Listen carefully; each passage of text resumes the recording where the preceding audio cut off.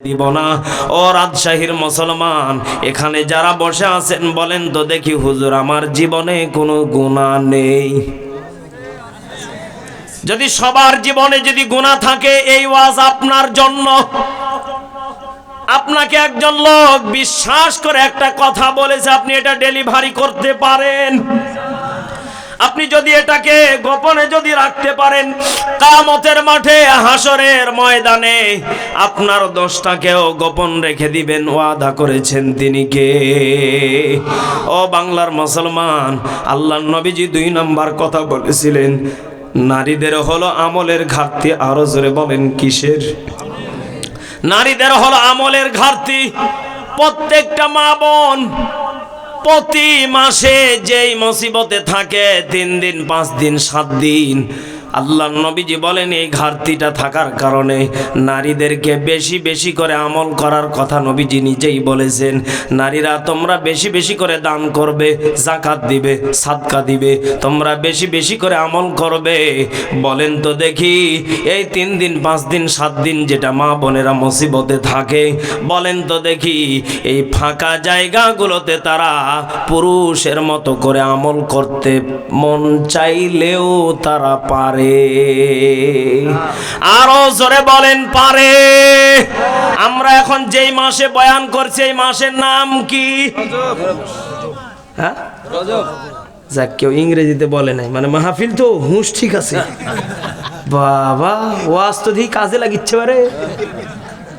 School হলে তো direct হুজুর জানুয়ারি।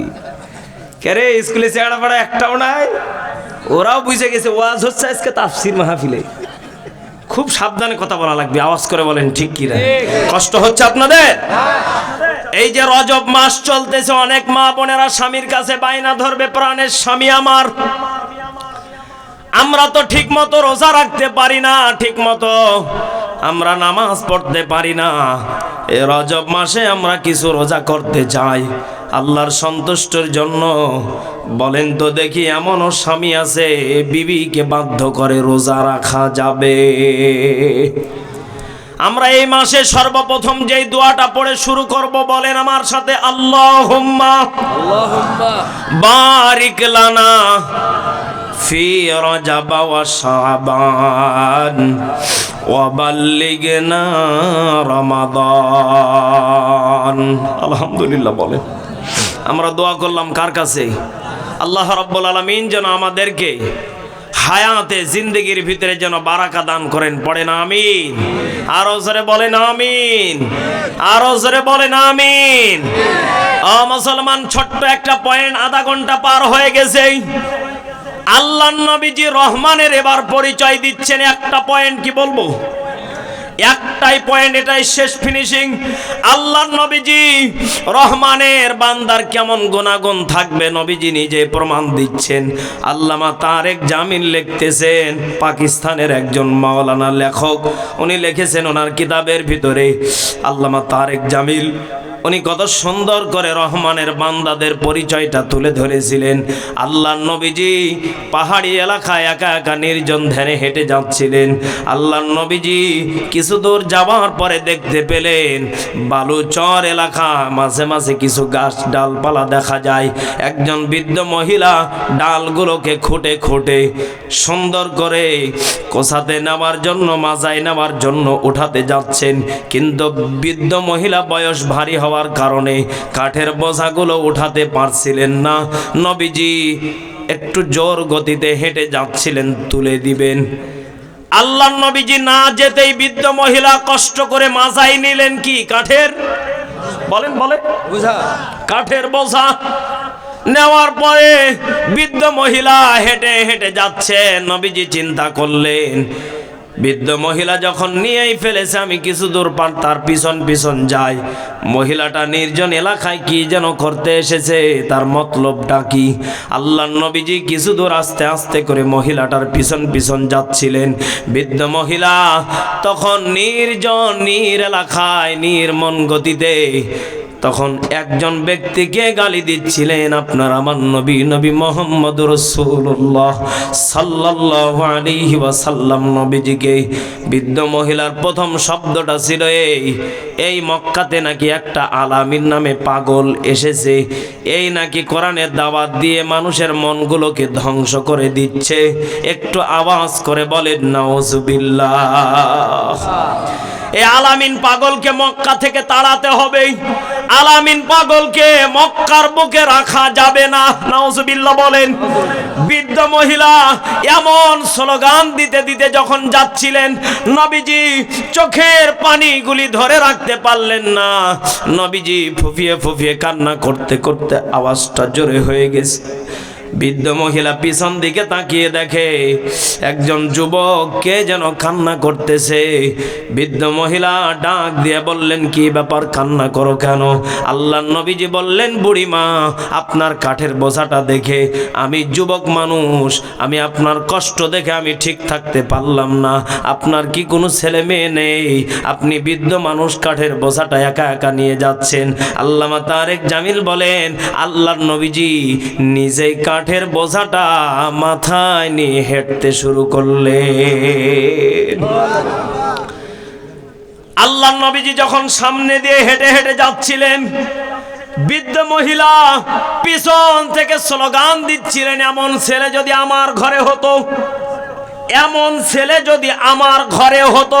আলোচনা কি বুঝতেছেন আপনারা? এমন ছেলে যদি আমার ঘরে হতো, আমি মা বড় ধন্য হয়ে যেতাম, আমি মা বড় খুশি হয়ে যেতাম। আমি মায়ের চাইতে আর কেউ দামি মা হতে পারতো না। এমন সন্তান যদি আমার ঘরে থাকতো। ও বাংলার মুসলমান, আল্লাহর নবীজি বৃদ্ধ মহিলার বাড়িতে যখন বোঝাটা নামিয়ে দিলেন, ইন্দিমি টাইমে বৃদ্ধ মহিলা নবীজির হাত দুটোকে শক্ত করে ধরে বললেন, তুমি যুবক মানুষ, তোমার পরিচয় কি, বাসা কোথায়, কোথা থেকে এসেছো, একটু বলে যাও। আল্লাহর নবীজি বলেন, বুড়িমা, আমি যদি আমার পরিচয়টা যদি দিয়ে দেই, আপনি বৃদ্ধ মহিলা রাগের মাথায় হয়তো আপনি আমাকে মারতে পারেন। এই যে কাছে এই যে একটা ডাল আছে, এই ডালটা আপনার হাতে দিয়ে দিলাম। যদি রাগ যদি বেশি হয়ে যায়, আপনি আমার মা বয়সের, আপনি আমাকে মারতে পারেন, শাসন করতে পারেন, আমার কোনো এখানে যায় আসবে না। একটু আওয়াজ করে বলেন সুবহানাল্লাহ। আমার কোনো এখানে বাধা বিঘ্ন নেই, আমার কোনো আপত্তি নেই, আপনি আমাকে মারতে পারেন, কিন্তু আমার পরিচয় বলতে মন তো চাই না। বৃদ্ধ মহিলা বললেন, না, পরিচয় বলতেই হবে। আল্লাহর নবীজি বললেন, আমার নাম মুহাম্মাদুর রাসূলুল্লাহ সাল্লাল্লাহু আলাইহি ওয়াসাল্লাম। এই মক্কার মানুষের আমাকে ভালোবেসে নাম দিয়েছে আলামিন।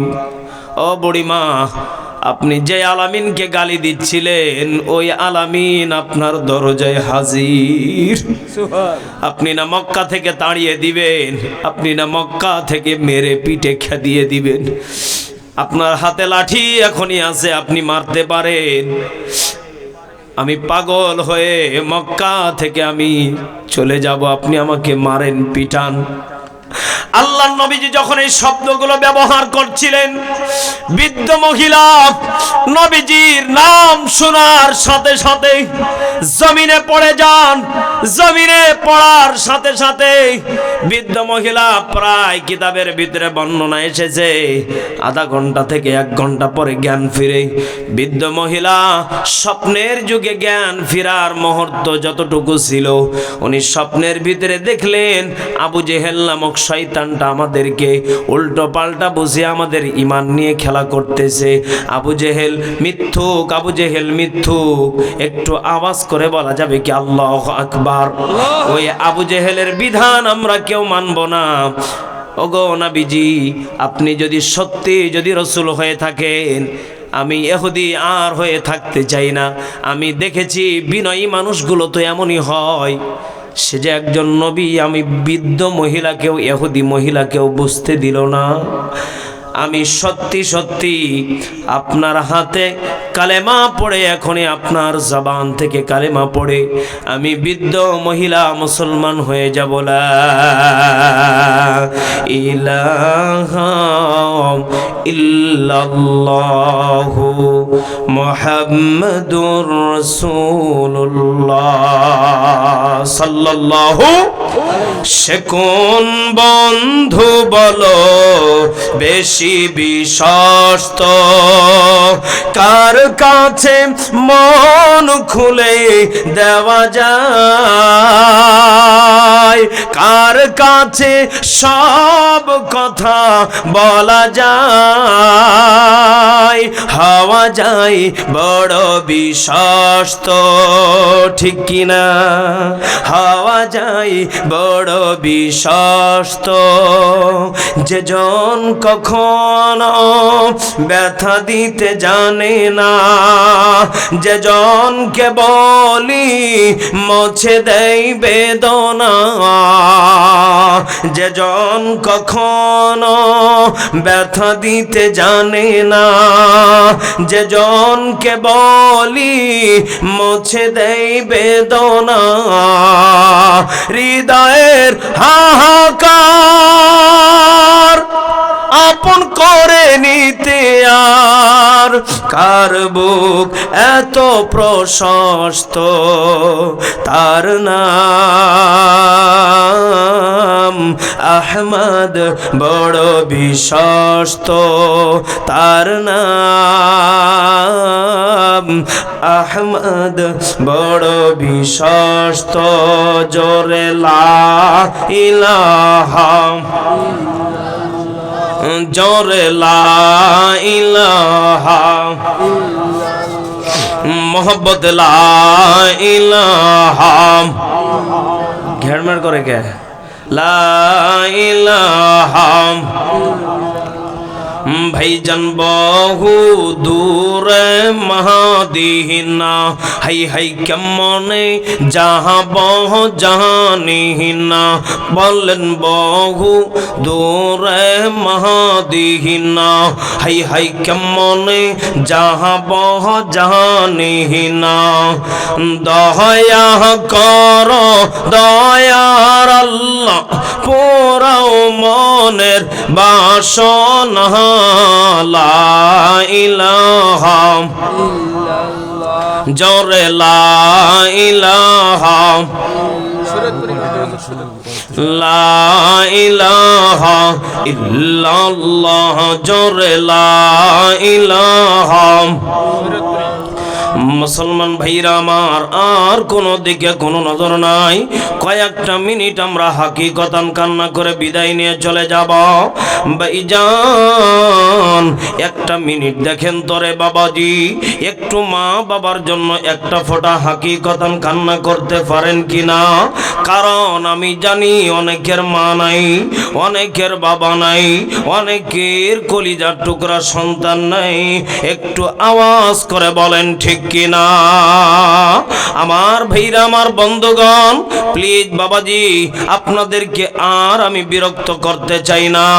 ভাইজান, যাদের মাধ্যমে, যাদের ওসিলা করিয়া দুনিয়ার বুকে আমরা এসেছি, তিনি হলেন আমার মা, তিনি হলেন আমার বাবা। একটু আওয়াজ করে বলেন ঠিক কিনা? রাম মুসলমান বাবাজি, আমার আল্লাহ রাব্বুল আলামিন ডাক দিয়ে জানিয়ে দিলেন, নবীজি, ইয়া রাসূলুল্লাহ, ইয়া হাবিবাল্লাহ, নবী গো, আপনার উম্মতে মুহাম্মাদীদেরকে আপনি জানিয়ে দিন। কি জানিয়ে দিবেন? ভাইজান, আপনার আমার নবীজি কত সুন্দর করে জানিয়ে দিলেন, আনা বাইতুল ওয়াহদা, আনা বাইতুল গুরবা, আনা বাইতুল ওয়াহদা, আনা বাইতুল গুরবা। বাবাজি,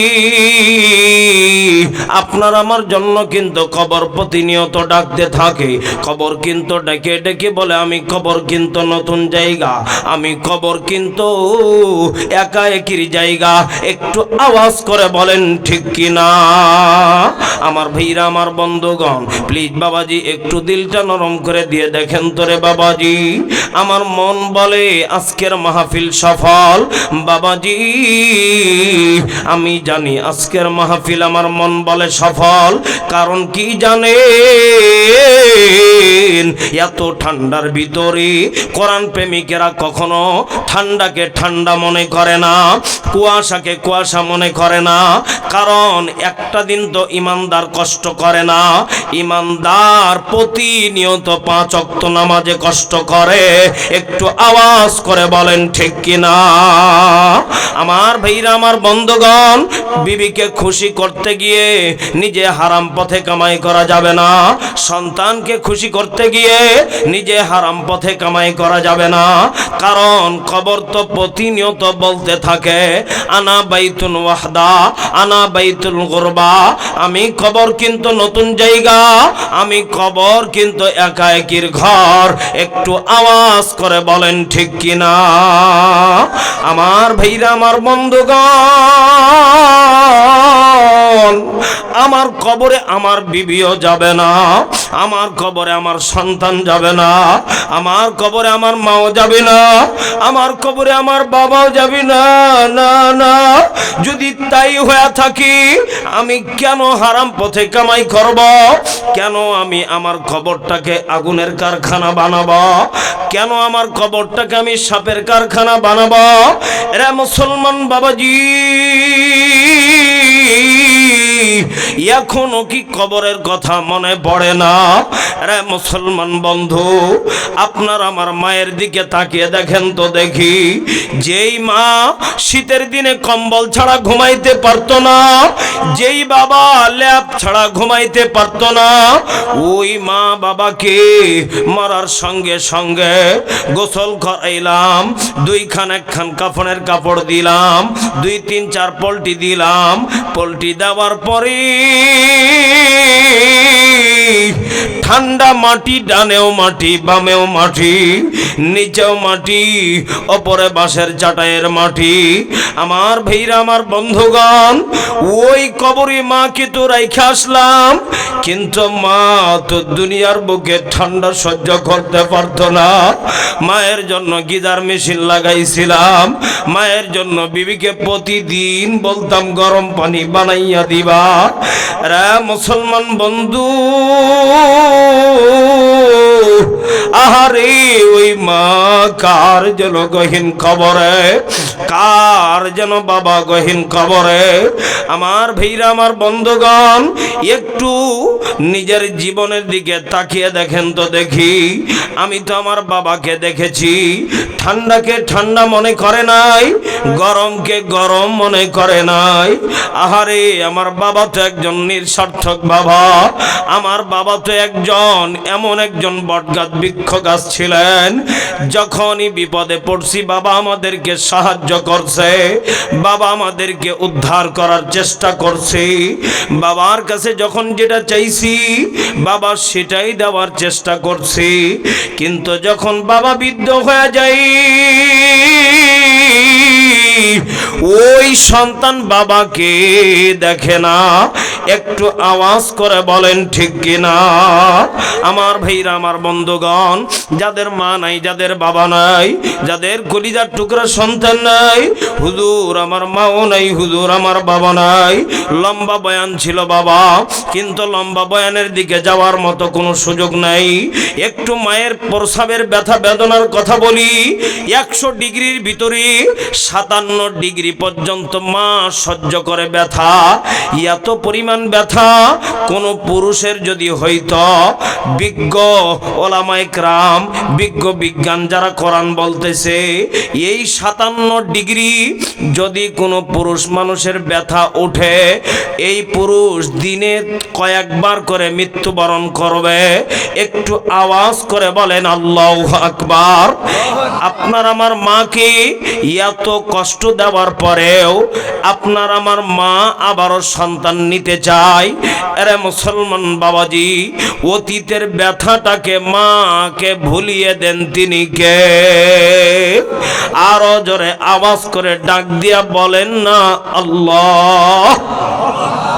এই আওয়াজও হবে না, আর একবার মায়া করে বলেন না আল্লাহ।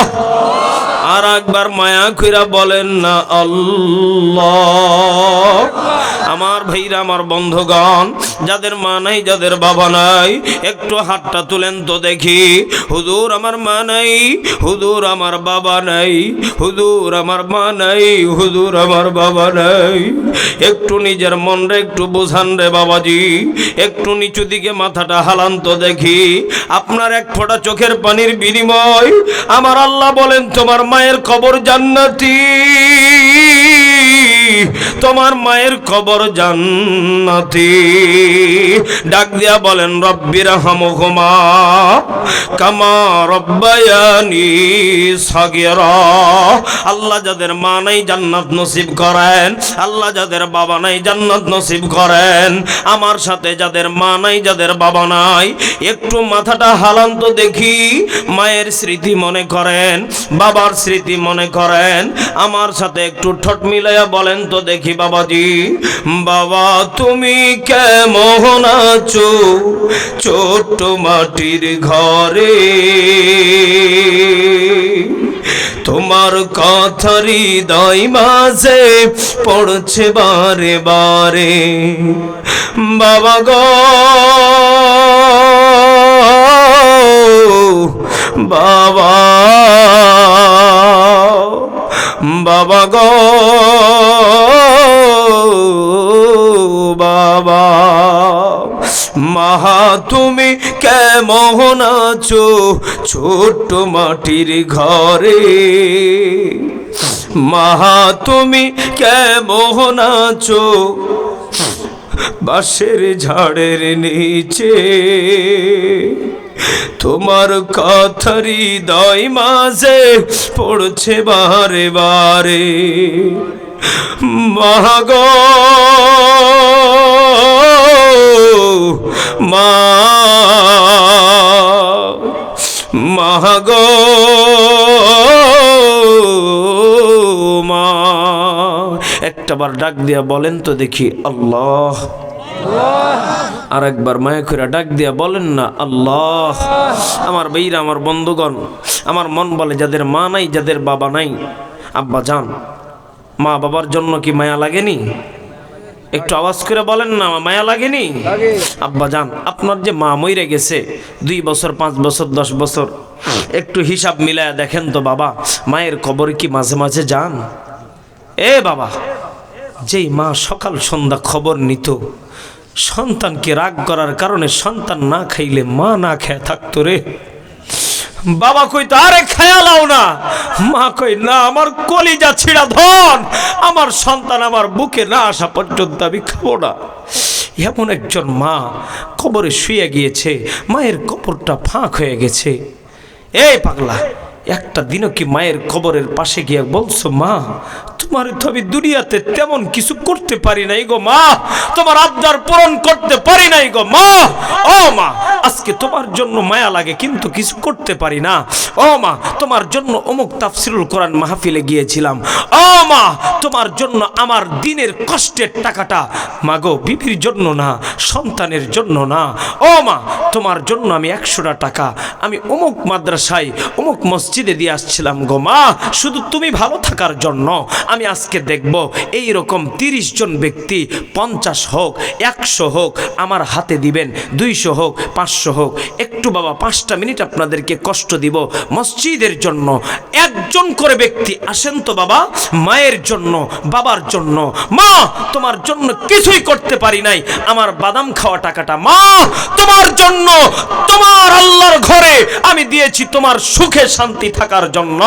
এ বাবা, 50 হোক, 100 হোক, একটু পকেটে হাতটা দেন তো দেখি।